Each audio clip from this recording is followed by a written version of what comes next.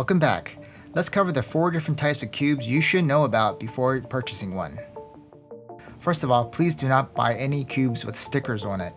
Only get cubes with the color embedded into the plastic. Okay, with that said, let's start with the 4 different types. First is the OG original Rubik's Cube itself. It is the heaviest out of the bunch, and it is the loudest. It has a very distinctive clacky sound, but oddly, a lot of people like it.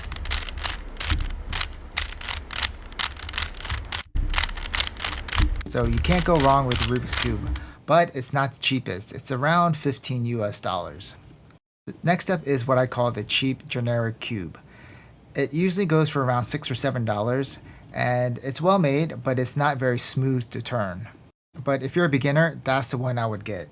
It's pretty durable. Any cube that you see for $6 or $7 that looks like this is probably made by the same manufacturer.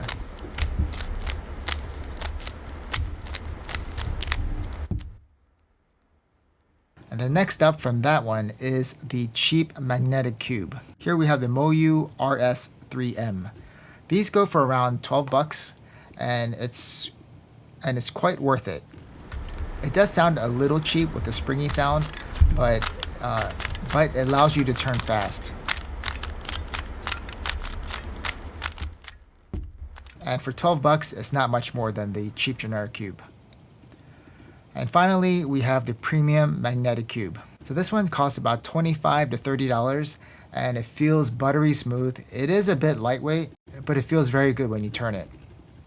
And the matte finish is awesome. And here you can see the magnets embedded into the side, and it's quite strong, so it really snaps into place.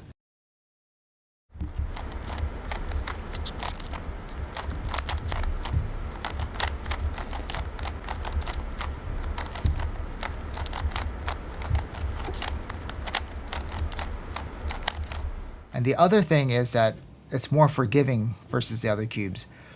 So if you don't rotate all the way, then when you turn, it snaps into place. So if you're really into speed cubing and you just want to get one of the best, then look for this cube. It's about $25 to $30. Okay, that's all for today, and happy cubing!